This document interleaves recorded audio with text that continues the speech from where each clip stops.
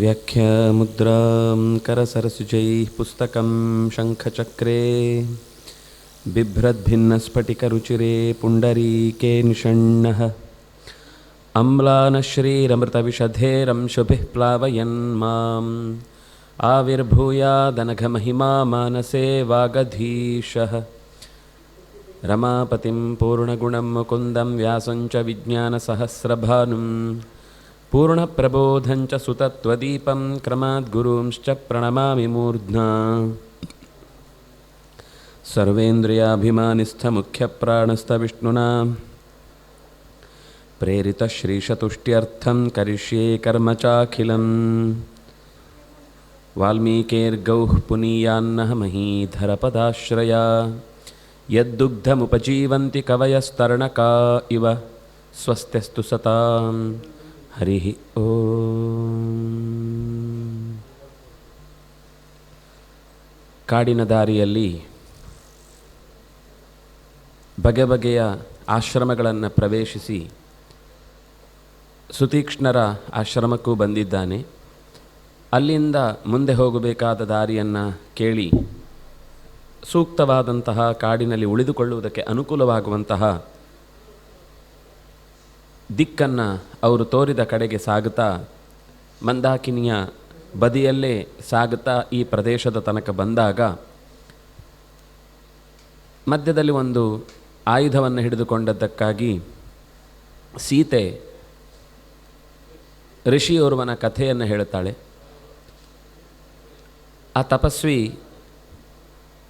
ತಾನು ಏನೋ ಸಿದ್ಧಿ ಪಡಿಬೇಕು ಅಂತ ಅಂದುಕೊಂಡದ್ದನ್ನು ಪರೀಕ್ಷೆಯ ದೃಷ್ಟಿಯಿಂದ ಇಂದ್ರ ಒಬ್ಬ ಭಟನಾಗಿ ಕೈಯಲ್ಲಿ ನ್ಯಾಸವಾಗಿ ಕೊಟ್ಟಂತಹ ಆಯುಧವನ್ನು ಪರೀಕ್ಷಿಸುವುದರಲ್ಲೇ ಜೀವನ ಕಳೀತಾನೆ ಹೊರತು ತಪಸ್ಸಿನ ಕಡೆಗೆ ಅವನ ಗಮನ ಹೋಗುವುದಿಲ್ಲ. ಕೊನೆಗೆ ಅವನೊಬ್ಬ ಹಾಗೇ ಪರೀಕ್ಷೆ ಮಾಡುವ ಜೀವನವನ್ನೇ ತನ್ನ ಜೀವನ ಅಂತ ಅಂದುಕೊಂಡು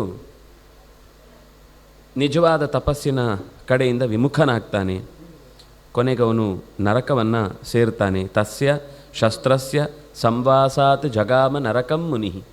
ಹೀಗೆ ಅದು ಕತ್ತರಿಸುವ ನೆಪದಲ್ಲಿ ಮರಗಳ ಕೊಂಬೆಯನ್ನು, ಆಮೇಲೆ ಸಣ್ಣ ಪ್ರಾಣಿಗಳನ್ನು, ಆಮೇಲೆ ದೊಡ್ಡ ಪ್ರಾಣಿಗಳನ್ನು, ಹೀಗೆ ಮನುಷ್ಯರನ್ನು ಕೊಂದು ದರೋಡೆಕೋರನಾಗಿ ತಪಸ್ಸಿನ ಎಳೆಯೇ ಮರೆತು ಹೋಗುತ್ತವನು. ಆ ಆಯುಧದ ಒಂದು ಸಹವಾಸದಿಂದ ಅವನ ಬದುಕು ಕತ್ತಲೆಯಲ್ಲಿ ಬೀಳುತ್ತೆ. ಅದು ಆಯುಧದ ದೋಷ. ಅದರಿಂದಾಗಿ ಯಾವುದರಿಂದಾಗಿ ನಮಗೆ ತೊಂದರೆ ಆಗುತ್ತೋ ಅದನ್ನು ದೂರ ಇಡುವುದೇ ಉತ್ತಮ. ಅದರ ಮೇಲೆ ಸಾಹಸ ಮಾಡಿ ಅದನ್ನು ಗೆದ್ದು ಬಿಡ್ತೇನೆ ಅಂತ ಅನ್ನೋದು ಎಲ್ಲ ಕಡೆಯಲ್ಲೂ ಪ್ರಯೋಗಿಸಲಿಕ್ಕೆ ಹೋಗಬಾರ್ದು. ಯಾಕೆಂದರೆ ನಮ್ಮ ಮಿತಿ ಏನು ಅಂತ ನಾವು ಅರಿತುಕೊಂಡು ಆ ಚೌಕಟ್ಟಿನೊಳಗೆ ಇದ್ದಷ್ಟು ಕಾಲ ಜಾರುವ ಪ್ರಸಂಗ ಬರುತ್ತೆ ಎಂದಾಗ ಅಂಥ ಪ್ರದೇಶಕ್ಕೆ ಕಾಲಿಡದಿರುವುದೇ ಉತ್ತಮ ಹೊರತು ನೋಡೋಣ ಏನಾಗುತ್ತೆ ಅಂತ ಅನ್ನೋ ಪರೀಕ್ಷೆ ಯಾವತ್ತಿಗೂ ಒಳಿತಲ್ಲ. ಹೀಗೆ ಈ ಮಾತನ್ನಷ್ಟು ಹೇಳಿ ಸ್ನೇಹಾಚ್ಚ ಬಹುಮಾನಾಚ್ಚ ಸ್ಮಾರಯೇ ತ್ವಾಂ ನ ಶಿಕ್ಷಯೇ. ಈ ವಿಷಯದಲ್ಲಿ ನಾನು ನಿನಗೆ ಬುದ್ಧಿ ಹೇಳುವಷ್ಟು ದೊಡ್ಡವಳಲ್ಲ, ನಿನಗೆ ಎಲ್ಲವೂ ತಿಳಿದದ್ದೇ ಆಗಿದೆ. ಹಾಗಿದ್ದರೂ ನಾನು ನೆನಪಿಸ್ತೇನೆ ಹೊರತು ನಾನು ಶಿಕ್ಷಣ ಕೊಡುವುದಕ್ಕೋಸ್ಕರ ಬಂದಿಲ್ಲ.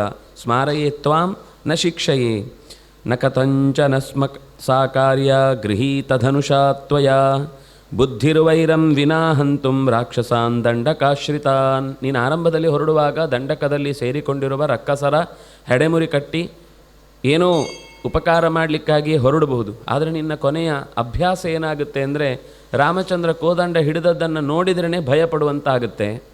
ಅದರಿಂದಾಗಿ ಇದು ಯಾವ ರೀತಿಯಿಂದ ನೋಡಿದರೂ ಅಪರಾಧಂ ವಿನಾಹಂತುಂ ಲೋಕಾನ್ ವೀರ ನಕಾಮಯೇ. ಅಪರಾಧ ಮಾಡದೇ ಇರುವವರನ್ನೂ ಕೊನೆಗೆ ನಾಶಪಡಿಸುವಂತಹ ಕ್ರಿಯೆಯ ತನಕ ನೀನು ಜಾರುವುದನ್ನು ನಾನು ನೋಡಲಿಕ್ಕೆ ಇಷ್ಟಪಡುವುದಿಲ್ಲ. ಕ್ವಚ ಶಸ್ತ್ರಂ ಕ್ವಚ ವನಂ ಕ್ವಚ ಕ್ಷಾತ್ರಂ ತಪಃ ಕ್ವಚ. ಅವಳು ಹೇಳ್ತಾಳೆ, ನಾವು ಬಂದದ್ದು ಕಾಡಿಗೆ, ವನವಾಸವನ್ನು ಹೇಳಿದ್ದು. ವನವಾಸಕ್ಕೂ ಶಸ್ತ್ರಕ್ಕೂ ಎಲ್ಲಿಯ ಸಂಬಂಧ?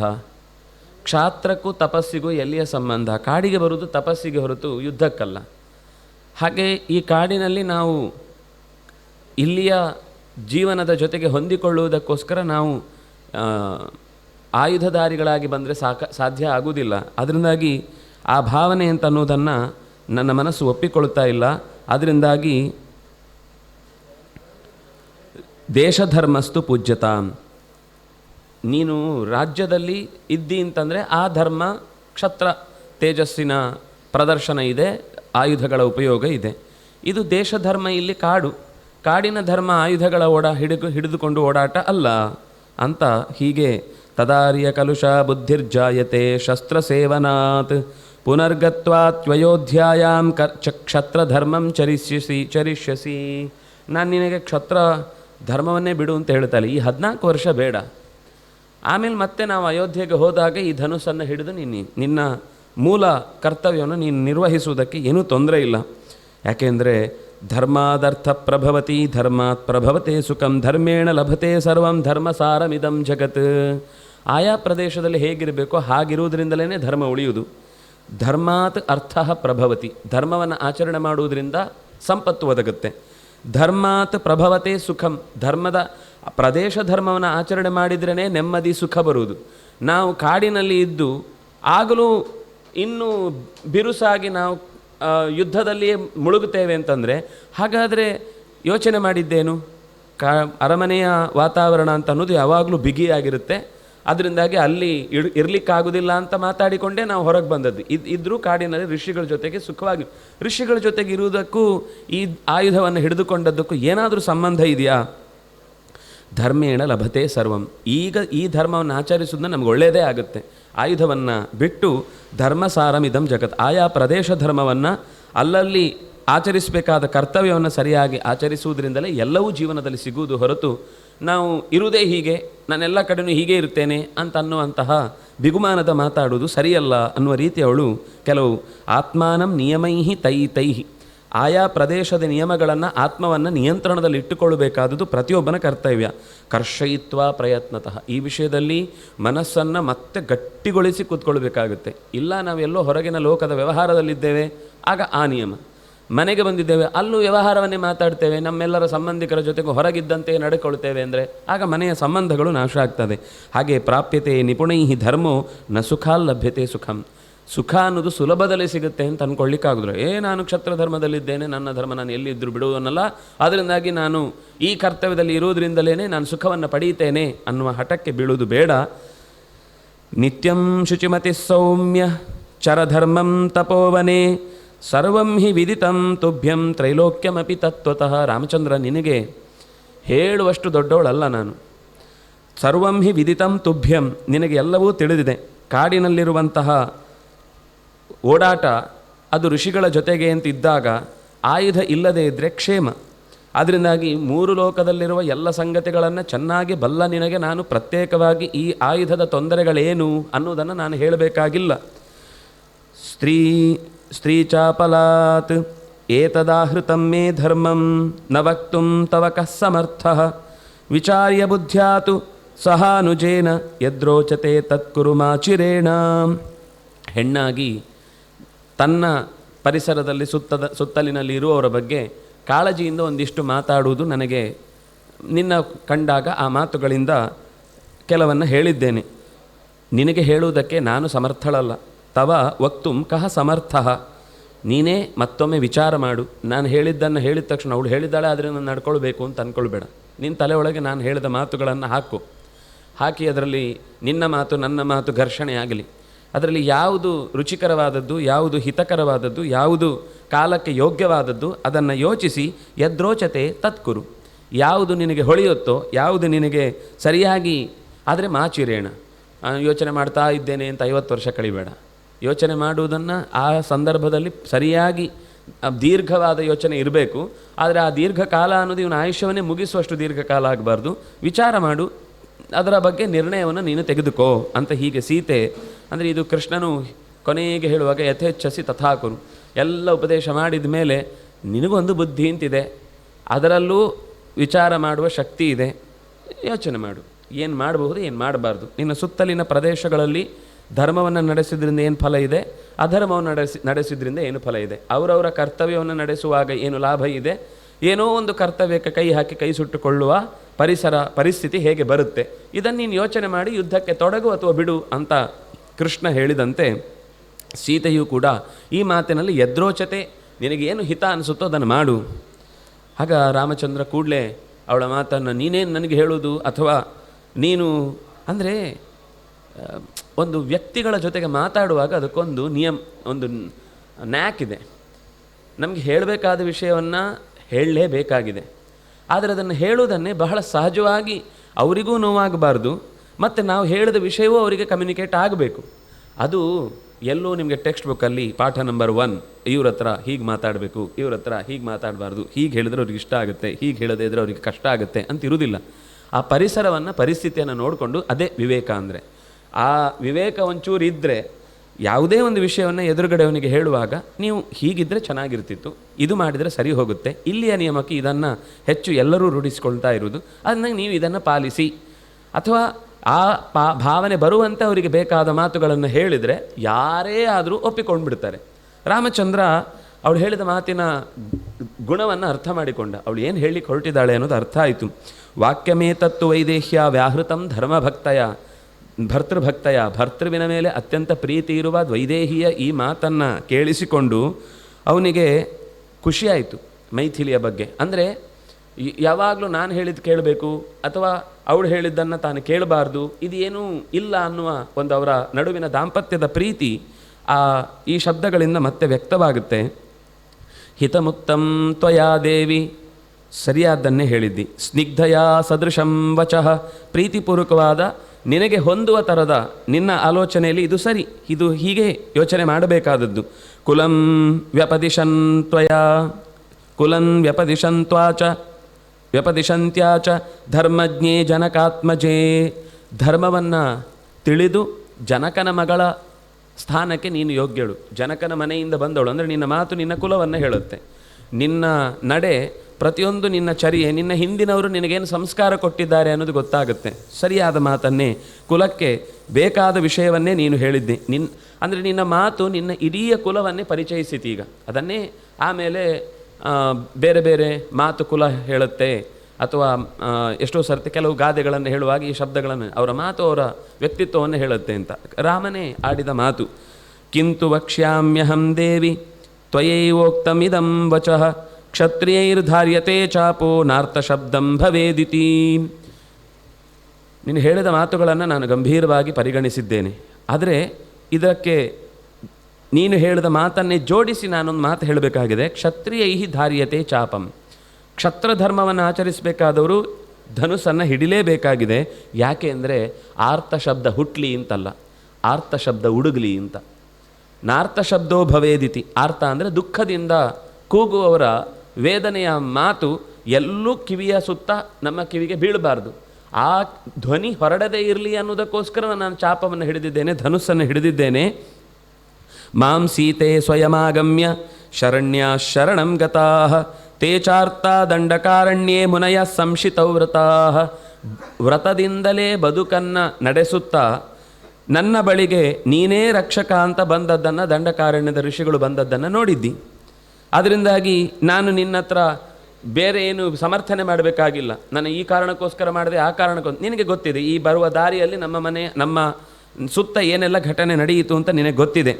ವಸಂತೋ ಧರ್ಮ ನಿರತ ವನೇ ಮೂಲ ಫಲಾಶನಾ ನಲಭಂತೆ ಸುಖಂ ಭೀತಾ ರಾಕ್ಷಸೈ ಕ್ರೂರ ಕರ್ಮಭಿ. ರಾಕ್ಷಸರ ಕೆಡುಕನ್ನೇ ಬಯಸುವಂತಹ ದುಷ್ಟ ಕರ್ಮಗಳಿಂದ ತಮ್ಮ ನಿತ್ಯದ ಸೌಖ್ಯವನ್ನು, ನೆಮ್ಮದಿಯನ್ನು ಕಳೆದುಕೊಂಡು ಹೆದರಿರುವ ಅವರು ಪೇಟೆಯಲ್ಲೇ ಒಂದೇನೋ ಕೆಲಸ ಮಾಡಿಕೊಂಡು ಬದುಕಬಹುದಿತ್ತು. ಲೋಕಕ್ಕೆ ಹಿತ ಆಗಲಿ, ಲೋಕಾ ಸಮಸ್ತ ಸುಖಿನೋ ಭವಂತು ಅಂತ ಹಣ್ಣು ಗೆಡ್ಡೆ ಗೆಣಸು ಈ ತಿಂದುಕೊಂಡು ಈ ಕಾಡಿನಲ್ಲಿ ಯಾಕೆ ವಾಸ ಮಾಡಬೇಕಿತ್ತು? ಅವರು ವಾಸ ಮಾಡೋದ್ರಿಂದ ನಮ್ಮ ರಾಜ್ಯ ಕ್ಷೇಮವಾಗಿರುತ್ತೆ, ನಮ್ಮ ದೇಶ ಕ್ಷೇಮವಾಗಿರುತ್ತೆ. ಅವರ ಉದ್ದೇಶ ಕೇವಲ ಅವರ ಅಂತರಂಗದ ಪ್ರಪಂಚವನ್ನು ಪರಿಚಯಿಸಿಕೊಳ್ಳುವ ಭಗವಂತನ ಪ್ರೀತಿಯನ್ನು ಪಡೆಯುವುದು ಮಾತ್ರ ಆಗಿರಲ್ಲ.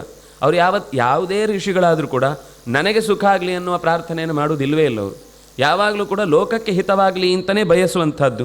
ಹಾಗಾಗಿ ಹಣ್ಣು ಗೆಡ್ಡೆ ಗೆಣಸು ತಿಂದುಕೊಂಡು ತನ್ನ ಸ್ವಭೋಗವನ್ನೇ ಮರೆತು ಲೋಕಕ್ಕೆ ಹಿತವಾಗಲಿ, ರಾಜನಿಗೆ ಕ್ಷೇಮವಾಗಲಿ, ಸ್ವಸ್ತಿ ಪ್ರಜಾಭ್ಯ ಪರಿಪಾಲಯಂತಾಂ ನ್ಯಾಯೇನ ಮಾರ್ಗೇಣ ಮಹೀಷಾಃ ಗೋಬ್ರಾಹ್ಮಣೇಭ್ಯ ಶುಭಮಸ್ತು ನಿತ್ಯಂ ಲೋಕಾಃ ಸಮಸ್ತಾಃ ಸುಖಿನೋ ಭವಂತು.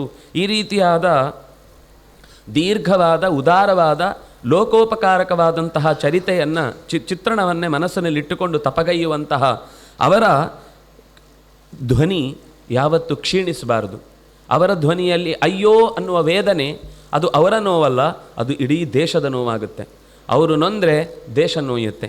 ಅದರಿಂದಾಗಿ ಅವರ ಕಂಠದಲ್ಲಿ ಗುನುಗುವ ಧ್ವನಿ ಅದು ದೇಶಕ್ಕೆ ರಕ್ಷಣೆಯಾಗುವ ರೀತಿಯ ಸಂತೋಷ ಇರಬೇಕು ಹೊರತು ನಮ್ಮ ಕರ್ತವ್ಯದಲ್ಲಿ ಲೋಪ ಆಗಬಾರದು ಅಂತ ನಾನು ಪ್ರಸೀದಂತು ಭವಂತೋ ಮೇ ಹ್ರೀರೇಷಾ ಹಿಮಮಾತುಲ ಯದೀದೃಶೈ ಅಹಂ ವಿಪ್ರೈ ಉಪಸ್ಥೇಯೈ ಉಪಸ್ಥಿತಃ. ನೀವು ಆಗ ಋಷಿಗಳು ಬಂದು ಕೇಳಿಕೊಂಡಿದ್ದಾರೆ, ನೀವೇ ನಮಗೆ ಗತಿ ಅಂತ ಪ್ರಾರ್ಥನೆ ಮಾಡಿದ್ದಾರೆ. ಆಗ ನಾನು ಮಾತು ಕೊಟ್ಟಿದ್ದೇನೆ, ನಾನು ಪ್ರಸೀದಂತು ಭವಂತಹ, ನೀವು ಹೆದರಬೇಡಿ, ಯಾವಾಗಲೂ ಧೈರ್ಯವಾಗಿರಿ. ಈ ಧೈರ್ಯವಾಗಿರಿ ಅಂತ ನಾನು ಮಾತು ಕೊಡಬೇಕು ಅಂದರೆ ಕೈಯಲ್ಲಿ ಅಸ್ತ್ರ ಇರಲೇಬೇಕು. ಅಸ್ತ್ರ ಹಿಡ್ಕೊಳ್ಳೋದು ನೀವು ಧೈರ್ಯವಾಗಿರಿ. ಆಗ ಮೊದಲನೇ ಅವರ ದರ್ಶನವೇ, ಅವರ ನೋಟವೇ ನನ್ನ ಕೈ ಹತ್ತ ಇರುತ್ತೆ. ಇನ್ನು ಕೈಯಲ್ಲಿ ಏನು ಇಟ್ಕೊಂಡಿಲ್ಲ, ನಮಗೆ ರಕ್ಷಣೆ ಕೊಡ್ತೇನೆ ಅಂತ ಹೇಳ್ತಿದ್ದಾನೆ. ಸ್ವಂತಕ್ಕೇ ಬಲ ಇಲ್ಲದವನು ನಮ್ಮನ್ನೇನು ರಕ್ಷಣೆ ಮಾಡ್ತಾನೆ ಅಂತ ಅವರಿಗೆ ಅಧೈರ್ಯ ಬರುತ್ತೆ, ಒಳಗಿನಿಂದಲೇ ಅಪನಂಬಿಕೆ ಹುಟ್ಟುತ್ತೆ. ನಮ್ಮನ್ನು ರಕ್ಷಿಸುವಂಥದ್ದೇನೂ ಇಲ್ಲ, ಇವನು ನಮ್ಮಾಗಿನ ಋಷಿ ಯಾಕೆ ಕೂತ್ಕೊಂಡು ಬಿಟ್ಟಿದ್ದಾನೆ ಅಂದರೆ ಅವ್ರ ಜೊತೆಗೆ ನಮ್ಮನ್ನು ಆ ಕ್ರೂರ ಪ್ರಾಣಿಗಳು ಕ್ರೂರ ರಾಕ್ಷಸರು ಎಳ್ಕೊಂಡು ಹೋಗ್ತಾರೆ. ಅವರು ಧೈರ್ಯವನ್ನು ಬೇಡಿ ಬರುವಾಗ ಒಬ್ಬ ಸೈನಿಕನಾದವನು ಶತ್ರುಗಳು ಯಾವಾಗ ಬರ್ತಾರೆ ಅಂತ ಕೇಳಿಕೊಂಡು ಆಮೇಲೆ ಯುದ್ಧಕ್ಕೆ ನಿಲ್ತಾನ. ಯಾವಾಗಲೂ ಅವನ ಕೈಯಲ್ಲಿ ಶಸ್ತ್ರ ಹಿಡ್ಕೊಂಡು ಓಡಾಡ್ತಾ ಇರಬೇಕು. ಅವನು ಎದುರುಗಡೆ ಶಸ್ತ್ರ ಹಿಡ್ಕೊಂಡು ಇವನೆಲ್ಲ ಮರೆಯಲ್ಲಿಟ್ಟು ಬಂದವನು ಎದುರುಗಡೆ ಬಂದ, ಒಂದು ನಿಮಿಷ, ನನ್ನ ಹತ್ರ ಅಸ್ತ್ರ ಎಲ್ಲ ಅಲ್ಲಿದೆ, ಆಮೇಲೆ ಬರ್ತೇನೆ ನಿನ್ನ ಹತ್ರ ಅಂತ ಹೇಳಿದ್ರೆ ಕಾಯ್ತಾನವನು. ರಾಕ್ಷಸರಂತೂ ಇನ್ನೂ ಕೂಟದವರು, ಕೂಟ ಬುದ್ಧಿಯವರು. ಹಾಗಾಗಿ ಅವರು ಯಾವತ್ತೂ ಕೂಡ ಅಂಥದ್ರಲ್ಲೆಲ್ಲ ತಾಳ್ಮೆ ವಹಿಸೋರೇ ಅಲ್ಲ. ಅವರ ಕೈ ಎದುರುಗಡೆ ಸೋಲಬಾರ್ದು ಅಂತಂದರೆ ನನ್ನ ಕೈಯಲ್ಲಿ ಧನುಸ್ಸು ಶಸ್ತ್ರ ಇರಲೇಬೇಕು. ಆ ಕಾರಣದಿಂದ ನನಗೆ ನೀನು ಹೇಳಿದ ಮಾತಿನಲ್ಲಿ ಪೂರ್ತಿ ಭರವಸೆ ಇದೆ. ಶಸ್ತ್ರ ಅನ್ನೋದು ನಮ್ಮನ್ನು ಎಚ್ಚರಗೆಡಿಸತ್ತೆ ಅನ್ನೋ ಎಚ್ಚರ ನನಗಿದೆ. ನನ್ನನ್ನು ಜಾರಿಸತ್ತೆ, ಬೀಳಿಸತ್ತೆ, ನೋಯಿಸತ್ತೆ. 100 ಜನಕ್ಕೆ ಅದರಿಂದ ಮುಂದೆ ಅಪರಾಧಿಗಳಲ್ಲದವರು ಎಲ್ಲರೂ ಕೂಡ ಪೆಟ್ಟು ತಿಂದಾರು ಅನ್ನುವ ದೋಷಗಳಾಗುತ್ತೆ. ಆದರೆ ಕಾಮಂ ತಪಃ ಪ್ರಭಾವೇನ ಶಕ್ತಾ ಹಂತುಂ ನಿಶಾಚರಾನ್ ಚಿರಾರ್ಜಿತಂತು ನೇಚ್ಛಾಮಹ ತಪಃ ಖಂಡಯಿತುಂ ವಯಂ. ಇನ್ನೂ ಒಂದು ಒಳ್ಳೆ ಮಾತು ಹೇಳ್ತಾರೆ ಋಷಿಗಳು. ಋಷಿಗಳಿಗೆ ಈ ರಕ್ಕಸರನ್ನು ಸಂಹರಿಸುವ ಶಕ್ತಿ ಇದೆ, ಅಸಾಧ್ಯವಾದ ಸಂಗತಿ ಏನಲ್ಲ. ಆದರೆ ಅವರೇ ಹೇಳಿದ ಮಾತು ನಿನ್ನ ಕಣ್ಣ ಮುಂದೆ ಇದೆ. ಅವರೇ ಹೇಳಿದ ಮಾತನ್ನು ನಿನಗೆ ಮತ್ತೆ ನೆನಪಿಸ್ತೇನೆ. ಕಾಮಂ ತಪಃ ಪ್ರಭಾವೇನ ಶಕ್ತುಂ ಹಂತಾಹ ನಿಶಾಚರಾನ್. ನಮ್ಮ ತಪಸ್ಸಿನ ಬಲದಿಂದ ಆಗಲೇ ಅವರನ್ನು ಸುಟ್ಟು ತೆಗೆಯುವ ಶಕ್ತಿ ನಮಗಿದೆ. ಆದರೂ ಈಗ ನಮ್ಮ ಯೋಚನೆ ಏನು ಅಂದರೆ ಚಿರಾರ್ಜಿತಂತು ನೇಚ್ಛಾಮಹ ತಪಃ ಖಂಡಯಿತುಂ ವಯಂ.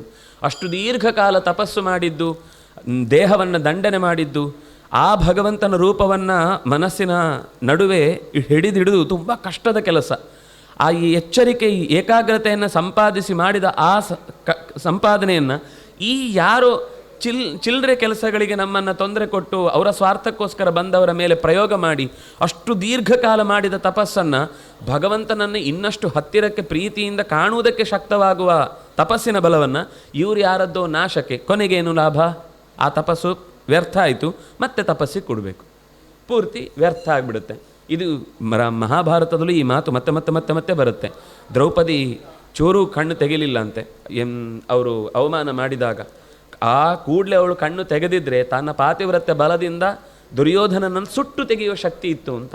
ಯಾಕೆಂದರೆ ಅಹಲ್ಯ, ದ್ರೌಪದಿ, ಸೀತಾ, ತಾರಾ, ಮಂಡೋದರಿ ತಥಾ ಅಂತ ಪಂಚಕಂ ನಾಹ ಸ್ಮರೇ ನಿತ್ಯಂ ಮಹಾಪಾತಕ ನಾಶನಂ. ನಮ್ಮ ನಿತ್ಯದ ಜೀವನದಲ್ಲಿ ಈ 5 ಜನರ ಸ್ಮರಣೆಯನ್ನು ಮಾಡಿಕೊಂಡ್ರೆ ಪಾತಕಗಳೆಲ್ಲ ನಾಶ ಆಗ್ತವೆ. ಅಂದರೆ ಎಂಥ ಕಠಿಣ ಪರಿಸ್ಥಿತಿ ಬಂದಾಗಲೂ ತಮ್ಮ ಮನಸ್ಸಿನಲ್ಲಿ ಎರಡನೇ ಆಲೋಚನೆಯನ್ನು ಮಾಡದೆ ತಮ್ಮ ಕರ್ತವ್ಯದಲ್ಲಿ ಶ್ರದ್ಧೆ ಇಟ್ಟುಕೊಂಡು ತಮ್ಮ ಉಪಾಸನೆಗೆ ಯಾವ ಸ್ಥಾನ ಇದೆಯೋ ಅಲ್ಲಿ ಭಗವಂತನನ್ನು ಕಾಣುವ ಎಚ್ಚರ ಅವರಲ್ಲಿತ್ತು. ಅದರಿಂದಾಗಿ ನಾವು ಅವರನ್ನು ನೆನೆದರೆ ಅವರ ಕಷ್ಟದ ಸ್ಥಿತಿಯಲ್ಲೂ ತಮ್ಮ ಹೊಣೆಗಾರಿಕೆಯನ್ನು ಮರೀಲಿಲ್ಲ ಅನ್ನುವಂತಹ ಎಚ್ಚರಿಕೆ ನಮಗೂ ಜೀವನದಲ್ಲಿ ಸ್ಥೈರ್ಯವನ್ನು ತುಂಬುತ್ತೆ, ಪಾಪವನ್ನು ಕಳೆಯುತ್ತೆ. ಈ ನೆನಪನ್ನು ಇಲ್ಲಿ ಅವಳು ಋಷಿಗಳು ಹೇಳಿದ ಮಾತಿನಿಂದ ರಾಮ ನೆನಪು ಮಾಡ್ತಾನೆ. ಚಿರಾರ್ಜಿತಂ, ಚಿರ ಅಂದರೆ ಬಹಳ ಕಾಲ, ಚಿರಾರ್ಜಿತಂ ಬಹಳ ಕಾಲದಿಂದ ಕಷ್ಟಪಟ್ಟು ಸಂಪಾದಿಸಿದಂತಹ ಈ ತಪಸ್ಸಿನ ಬಲವನ್ನು ನೇಚ್ಛಾಮಹ ಖಂಡಿತುಂ ವಯಂ, ಕತ್ತರಿಸಿಕೊಂಡು ತುಂಡರಿಸಿಕೊಂಡು ಕಳೆದುಕೊಳ್ಳುವುದಕ್ಕೆ ನಾವು ಬಯಸುವುದಿಲ್ಲ. ಬಹುವಿಘ್ನಂ ತಪೋ ನಿತ್ಯಂ ದುಶ್ಚರಂ ಚೈವ ರಾಘವ. ಆ ತಪಸ್ಸು ನಡೆಸುವಾಗಲೇ ಬಹುವಿಧಂ ವಿಘ್ನಂ, ಬಗೆ ಬಗೆಯ ಮಳೆಯಲ್ಲಿ ನೆಂದಿದ್ದೇವೆ, ಬಿಸಿಲಲ್ಲಿ ಒಣಗಿದ್ದೇವೆ, ಚಳಿಯಲ್ಲಿ ನಡುಗಿದ್ದೇವೆ, ಗಾಳಿಯಲ್ಲಿ ಒಣಗಿದ್ದೇವೆ. ಈ ಎಲ್ಲ ಕಷ್ಟಗಳನ್ನು ಇಷ್ಟು ಸುಲಭದ ಆ ಶಾಪ ಕೊಡುವಾಗ ಅವರು ಸುಟ್ಟು ಬಿಡುವಾಗ ಆ ಕ್ಷಣಕ್ಕೆ ಒಂದು ಸರ್ತಿ ನನ್ನ ತಪಸ್ಸಿನ ಬಲ ಎಂಥದ್ದು ಅಂತ ಒಂದು ಆನಂದ ತರಬಹುದು. ಆದರೆ ಆ ದೀರ್ಘಕಾಲದಲ್ಲಿ ಪ್ರಕೃತಿಯ ಜೊತೆಗೆ ಹೊಂದಿಕೊಂಡು ದೇಹ ನಡೆದ ಆ ಕಷ್ಟದ ಹೆಜ್ಜೆಗಳನ್ನೆಲ್ಲ ಇವನನ್ನು ಸುಟ್ಟು ತೆಗಿಲಿಕ್ಕೆ ನಾವು ತಪಸ್ಸಿನ ಬಲ ಉಪಯೋಗಿಸಬೇಕಿತ್ತ? ಸಹಜವಾಗಿ ನಮ್ಮ ಕಷ್ಟವನ್ನು ನಾವು ನಿನ್ನ ಹತ್ರ ಹೇಳಿಕೊಳ್ತಾ ಇರೋದಕ್ಕೆ ಉದ್ದೇಶ ಏನು ಅಂದರೆ, ನೀನು ಕ್ಷತ್ರಿಯ, ನಾವು ಋತ್ವಿಜರು, ನಾವು ತಪಸ್ಸನ್ನು ಉಳಿಸ್ಕೊಳ್ಬೇಕಾದ್ರು ನೀನು ನಿನ್ನ ತೋಳಿನ ಬಲದಿಂದ, ಯಾಕೆಂದರೆ ಇವರಿಗೆ ತಪಸ್ಸಿನ ಬಲದಿಂದ ಕೊಲ್ಲುವಂತಹ ಯೋಗ್ಯತೆ ಇರೋರಲ್ಲ ಇವರು. ಇವರಿಗೆ 2 ಏಟು ಕೊಟ್ಟು ಬಾರಿಸಿ ಮಲಗಿಸಬೇಕು. ಅದಕ್ಕೆ ನಿನಗೆ ತೋಳಿನಲ್ಲಿ ಬಲ ಇದೆ, ನೀನು ಇಲ್ಲಿ ಇದ್ದಿ ನಮ್ಮ ಜೊತೆಗೆ ರಾಜನಾಗಿ. ಇದರ ಇನ್ನೊಂದು ಸುಂದರವಾದ ತಾತ್ಪರ್ಯ ಏನು ಅಂದರೆ, ಅವರವರ ಧರ್ಮವನ್ನು ಪಾಲಿಸಿದರೆ ಅವರಿಗೆ ಶ್ರೇಯಸ್ಸು. ನಾವು ತಪಸ್ಸಿನ ಬಲದಿಂದ, ಈಗ ಕೆಲವೊಮ್ಮೆ ರಾಜನೇ ಕಂಗೆಟ್ಟಾಗ ಅಥವಾ ರಾಜನೇ ಕೈಮೀರಿ ಹೋದಾಗ, ಋಷಿಗಳು ಕೆಲವೊಮ್ಮೆ ವೇನನಂತಹ ರಾಜರು ತಮ್ಮ ಹದ್ದು ಬಸ್ತನ್ನು ಮೀರಿ ಸಿಂಹಾಸನದ ಮರ್ಯಾದೆ ತೆಗೆದಾಗ ಹುಂಕಾರೇಣ ಅವನನ್ನು ಹುಂಕಾರ ಮಾಡಿ ಕೊಂದ ಮೇಲೆ ಮತ್ತೆ ಅಧಿಕಾರ ತಗೊಳ್ಳಿಲ್ಲ, ಅವನದ್ದೇ ದೇಹವನ್ನು ಕಡೆದು ಅಲ್ಲಿಂದ ಪೃಥುವನ್ನು ಸೃಷ್ಟಿ ಮಾಡಿ ಸಿಂಹಾಸನದಲ್ಲಿ ಕೂಡಿಸಿ ನೀನು ನಿನ್ನ ಕರ್ತವ್ಯ ಮಾಡು, ನಾವು ಮತ್ತೆ ತಪಸ್ಸಿಗೆ ಹೊರಡ್ತೇವೆ ಅಂತ ಋಷಿಗಳು ಹೊರಟು ಬಿಡ್ತಾರೆ. ಅಂದರೆ ಕೆಲವೊಮ್ಮೆ ಆ ಸ್ಥಾನ ಪಲ್ಲಟ ಆಗುವ ಸ್ಥಿತಿ ಬಂದಾಗ ಧರ್ಮ ತನ್ನ ಅಲುಗಾಡುವಿಕೆಯಿಂದ ಯಾರಿಗೂ ಕೂಡ ರಕ್ಷಣೆ ಇಲ್ಲ ಅನ್ನುವ ಭಯ ಹುಟ್ಟಿದಾಗ ಅವರು ಮುಂದೆ ತಪಸ್ಸನ್ನು ಜೋಡಿಸ್ತಾರೆ. ಮತ್ತು ಆ ತೋಳಿನ ಬಲದಿಂದಲೇ ಎಷ್ಟು ಸಾಧ್ಯ ಆಗುತ್ತೆ ರಕ್ಷಣೆಯ ದೃಷ್ಟಿಯಿಂದ ಅದನ್ನು ಅಲ್ಲಿಗೆ ಬಿಟ್ಟು ಯಥಾಪ್ರಕಾರವು ತಮ್ಮ ಕರ್ತವ್ಯವನ್ನು ಮುಂದುವರಿಸ್ತಾರೆ. ಹೀಗೆ ರಾಮಚಂದ್ರ, ನೀನು ಕ್ಷತ್ರ ಕುಲದಲ್ಲಿ ಹುಟ್ಟಿದವನಾಗಿ, ರಾಮಚಂದ್ರ ದೇವರು ಅನ್ನೋದು ಆಮೇಲಿನ ವಿಷಯ, ಆದರೆ ಅದಕ್ಕಿಂತ ಮುಖ್ಯವಾಗಿ ಸ್ವಧರ್ಮ ಆಚರಣೆಯ ವಿಷಯದಲ್ಲಿ ಋಷಿಗಳು, ನೀನು ಕ್ಷಾತ್ರ ಕುಲದಲ್ಲಿ ಹುಟ್ಟಿ ಬಂದವನು, ತೋಳಿನ ಬಲದಿಂದ ಈ ರಕ್ಕಸರನ್ನು ಸಂಹಾರ ಮಾಡುವುದು ನಿನ್ನ ಕರ್ತವ್ಯ, ತಪೋಬಲದಿಂದ ರಾಜ್ಯಕ್ಕೆ ಕ್ಷೇಮವಾಗಲಿ ಅಂತ ಪ್ರಾರ್ಥಿಸುವುದು ನಮ್ಮ ಕರ್ತವ್ಯ. ನಾವು ನಮ್ಮ ಕರ್ತವ್ಯ ಮಾಡ್ತೇವೆ, ನೀನು ನಿನ್ನ ಕರ್ತವ್ಯ ಮಾಡಿ ನಮಗೆ ರಕ್ಷಣೆ ಕೊಡಬೇಕು. ಅದನ್ನು ಮಹಾಭಾರತ ಹೇಳುವಾಗ ಕ್ಷತ್ರಾತ್ ಬ್ರಹ್ಮಣಃ ಕ್ಷತ್ರಂ, ಬ್ರಹ್ಮದಿಂದ ಕ್ಷತ್ರ ರಕ್ಷಣೆ ಪಡಿಬೇಕು, ಕ್ಷತ್ರದಿಂದ ಬ್ರಹ್ಮ ರಕ್ಷಣೆ ಪಡಿಬೇಕು.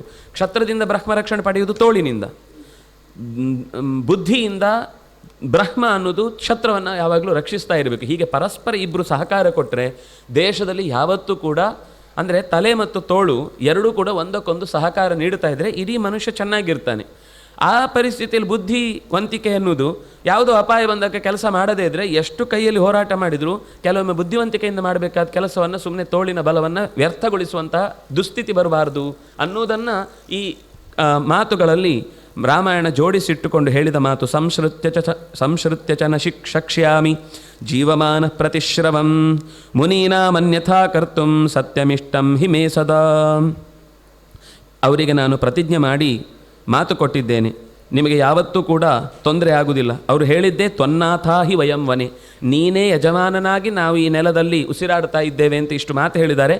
ಹೌದು, ನಿಮಗೆ ಆ ರೀತಿಯಾದ ರಕ್ಷಣೆಯನ್ನು ನಾನು ನೀಡ್ತೇನೆ ಅಂತ ಸಂಶ್ರುತ್ಯ ಮಾತು ಕೊಟ್ಟಿದ್ದೇನೆ ಅಂದಮೇಲೆ ಆ ಮಾತನ್ನು ಉಳಿಸಿಕೊಳ್ಳುವುದಕ್ಕೋಸ್ಕರ ಎಷ್ಟು ಚಂದ ಹೇಳ್ತಾನೆ ಅಂದರೆ, ಇದು ರಾಮನ ಮಾತು ಅಥವಾ ಇದೊಬ್ಬ ನಾಯಕನಾಗಿ ಇರಬೇಕಾದವನ ಮಾತು. ಅಪ್ಯಹಂ ಜೀವಿತಂ ಜಹ್ಯಾಂ ತ್ವಾಂ ವಾ ಸೀತೆ ಸಲಕ್ಷ್ಮಣಾಂ ನತು ಪ್ರತಿಜ್ಞಾಂ ಸಂಶ್ರುತ್ಯ ಬ್ರಾಹ್ಮಣೇಭ್ಯೋ ವಿಶೇಷತಃ. ಅಪ್ಯಹಂ ಜೀವಿತಂ ಜಹ್ಯಾಂ, ಈ ನಿಯಮವನ್ನು ಅಥವಾ ಈ ಧರ್ಮವನ್ನು ಪಾಲಿಸುವುದಕ್ಕಾಗಿ ನಾನು ನನ್ನ ಜೀವ ಬೇಕಾದರೂ ಬಿಡ್ತೇನೆ.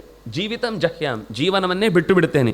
ಕೊನೆಗೆ ತ್ವಾಂಚ ಸೀತೆ, ಈ ಧರ್ಮ ನಡೆಸಬೇಕು ಅಂತ ಅನ್ನೋ ಪರಿಸ್ಥಿತಿ ಬಂದರೆ ನಿನ್ನನ್ನು ಬಿಡ್ತೇನೆ ನಾನು. ಸಲಕ್ಷ್ಮಣ, ಈ ಲಕ್ಷ್ಮಣನನ್ನು ಬಿಡ್ತೇನೆ. ನನಗೆ ಯಾಕೆಂದರೆ ಅದರ ಮುಂದಿನ ಮಾತು ನತು ಪ್ರತಿಜ್ಞಾಂ ಸಂಶ್ರುತ್ಯ, ಈ ಋಷಿಗಳ ಬಗ್ಗೆ ಬದುಕಿನಲ್ಲಿ ಅವರು ಒಳ್ಳೆಯದನ್ನು ಮಾಡ್ತೇನೆ ಅಂತಂದಾಗ ರಕ್ಷಣೆ ಕೊಡ್ತೇನೆ ಅಂತನ್ನುವ ನನ್ನ ಮಾತನ್ನು ನಾನು ನೆರವೇರಿಸಬೇಕಾದುದು ನನ್ನ ಧರ್ಮ. ಅದರಿಂದಾಗಿ ಈ ಧರ್ಮದ ಉಳಿವಿಕೆಗೋಸ್ಕರ ಸತ್ಯಂ ಇಷ್ಟಂ ಹಿ ಮೇ ಸದಾ, ಇದೇ ಧರ್ಮವನ್ನು ನಡೆಸುವಂತಹದ್ದು, ಋಷಿಗಳ ಬದುಕಿಗೆ ನೆರಳಾಗಿರುವಂತಹದ್ದು ನನ್ನ ಕರ್ತವ್ಯ, ಅದನ್ನು ನಾನು ಮಾಡಿಯೇ ಮಾಡ್ತೇನೆ. ಅದರಲ್ಲೂ ವಿಶೇಷವಾಗಿ ಬ್ರಹ್ಮ ಅಣತಿ, ವೇದವನ್ನು ಉಳಿಸುವ, ವೇದೋಕ್ತವಾದ ಧರ್ಮಗಳನ್ನು ಆಚರಿಸುವ, ಜ್ಞಾನಕ್ಕೋಸ್ಕರ ಬದುಕನ್ನೇ ಮುಡಿಪಾಗಿಟ್ಟಿರುವವರ ಏಳಿಗೆ, ಒಳಿತು ಅದು ನನ್ನ ಉಸಿರು. ಅದಕ್ಕೋಸ್ಕರ ನಾನು ಏನು ಬೇಕಾದರೂ ಮಾಡಲಿಕ್ಕೆ ಸಿದ್ಧ ಇದ್ದೇನೆ.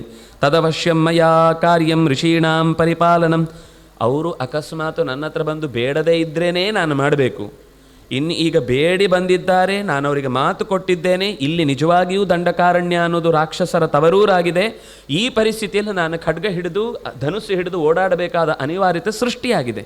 ಅದರಿಂದಾಗಿ ಇಲ್ಲಿ ನಾನು ಧನುಸ್ಸು ಹಿಡಿದದ್ದು ಸುಮ್ಮನೆ ದಾರಿಯಲ್ಲಿ ಸಿಕ್ಕಿದ್ದನ್ನೆಲ್ಲ ಸವರಬೇಕು ಅನ್ನುವ ಕಾರಣಕ್ಕಾಗಿ ಅಲ್ಲ ಅನ್ನೋದು ನಿನಗೆ ಅರ್ಥ ಆಗಿದೆ ಅಂತ ನಾನು ಭಾವಿಸ್ತೇನೆ. ಪ್ರತಿಜ್ಞಾಯಿಚ ಕಿಂ ಪುನಃ, ಇನ್ನು ಪ್ರತಿಜ್ಞೆ ಮಾಡಿದ್ದೇನೆ ಎಂದಲ್ಲಿ ಈ ವಿಷಯದಲ್ಲಿ ನಾನು ನಡಿಲೇಬೇಕಾಗತ್ತೆ. ಸದೃಶಂ ಚಾನುರೂಪಂಚ ಕುಲಸ್ಯ ತವ ಚಾತ್ಮನಃ, ಇಷ್ಟು ಹೇಳಿ ಮತ್ತೆ ಅವಳನ್ನು ನೀನು ನಿನ್ನ ಕುಲಕ್ಕೆ ಉಚಿತವಾದ ನನ್ನ ಏಳಿಗೆಯನ್ನು ಬಯಸಿ ಒಳ್ಳೆಯ ಮಾತನ್ನೇ ಹೇಳಿದ್ದಿ. ಕುಲಸ್ಯ ತವ ಚ ಆತ್ಮನಃ, ನಿನ್ನ ಮನಸ್ಸು ಹೇಗಿದೆ, ನಿನ್ನ ಕುಲದ ಹಿನ್ನೆಲೆ ಏನಿದೆ ಅನ್ನೋದನ್ನು ನಾನು ಗೌರವಿಸ್ತೇನೆ. ಆದರೆ ನೀನು ಸಧರ್ಮಚಾರಿಣಿ, ನನ್ನ ಧರ್ಮ ಏನು ಅಂತ ನಿನಗೀಗ ಅರ್ಥ ಆಗಿರಬಹುದು. ಮೇತ್ವಂ ಪ್ರಾಣೇಭ್ಯೋಪಿ ಗರೀಯಸಿ, ನೀನು ನನ್ನ ಪ್ರಾಣಕ್ಕಿಂತ ಹೆಚ್ಚು. ನೀನನ್ನು ಬಿಡ್ತೇನೆ ಅಂತಂದ ತಕ್ಷಣ ಬಿಡ್ತೇನೆ ಅಂತ ಅನ್ನೋ ಅಭಿಪ್ರಾಯದಲ್ಲಿ ಹೇಳಿದ್ದಲ್ಲ, ನಾನು ಧರ್ಮವನ್ನು ನಡೆಸ್ತೇನೆ ಅನ್ನುವ ವಿಷಯಕ್ಕೋಸ್ಕರ ನಾನು ಹಾಗಿಳಿದು. ಅಪಿ ಸೀತೆ ಸಲಕ್ಷ್ಮಣಾಂ, ನಿನ್ನನ್ನೂ ಬಿಟ್ಟು ನಾನು ಧರ್ಮವನ್ನು ಉಳಿಸುವುದಕ್ಕೋಸ್ಕರ ಹೋರಾಡ್ತೇನೆ ಅನ್ನೋದರ ತಾತ್ಪರ್ಯ ಧರ್ಮವನ್ನು ಉಳಿಸ್ತೇನೆ ಅನ್ನೋದು ಬಹಳ ಮುಖ್ಯ. ಹಾಗಾಗಿ ಧರ್ಮದ ರಕ್ಷಣೆಗೋಸ್ಕರ ನಾನು ಎಲ್ಲವನ್ನೂ ತೊರೀತೇನೆ ಅಂತನ್ನುವಲ್ಲಿ ನಿನ್ನನ್ನೂ ತೊರೀತೇನೆ ಅಂತ ಮಾತು ಹೇಳಿದ್ದು. ನೀನು ನಿಜವಾಗಿ ಪ್ರಾಣೇಭ್ಯೋಪಿ ಗರೀಯಸಿ, ನೀನು ಪ್ರಾಣಕ್ಕಿಂತಲೂ ಕೂಡ ನನಗೆ ಹೆಚ್ಚಿನವಳಾಗಿದ್ದಿ ಅಂತ ಹೀಗೆ ಹೇಳಿ ಅಲ್ಲಿಂದ ಮುಂದೆ ಹೊರಡುವಾಗ ದಾರಿಯಲ್ಲಿ ಜೊತೆಗೆ ಧರ್ಮಭೃತ ಅಂತನ್ನುವ ಋಷಿ 5 ಸರಸ್ಸುಗಳ ಬಗ್ಗೆ ಕೆಲವು ಮಾತುಗಳನ್ನು ಹೇಳ್ತಾನೆ. ಅಲ್ಲಿಂದ ಮುಂದೆ ಅಗಸ್ತ್ಯರ ಆಶ್ರಮಕ್ಕೆ ಹೋಗ್ತಾನೆ. ಆ ಅಗಸ್ತ್ಯರ ಜೀವನದ ಚರಿತೆಯ ಕಿರು ಪರಿಚಯವನ್ನು ಕೂಡ ಮುಂದೆ ಪರಸ್ಪರ ಅವರು ಮಾತನಾಡಿಕೊಳ್ತಾರೆ. ಆ ವಿಶೇಷ ಸಂಗತಿಗಳನ್ನು ಮತ್ತೆ ಮುಂದಿನ ಚಿಂತನೆಯಲ್ಲಿ ಸೇರಿದಾಗ ಚಿಂತಿಸೋಣ ಅಂತ ಹೇಳ್ತಾ, ಕಾಯಿನ ವಾಚ ಮನಸ ಇಂದ್ರಿಯೈರ್ವ ಬುದ್ಧಿಯ ಆತ್ಮನಾವ ಅನುಸೃತ ಸ್ವಭಾವ ಕರೋಮಿ ಯದ್ಯತ್ ಸಕಲಂ ಪರಸ್ಮೈ ನಾರಾಯಣಾಯೇತಿ ಸಮರ್ಪಯಾಮಿ.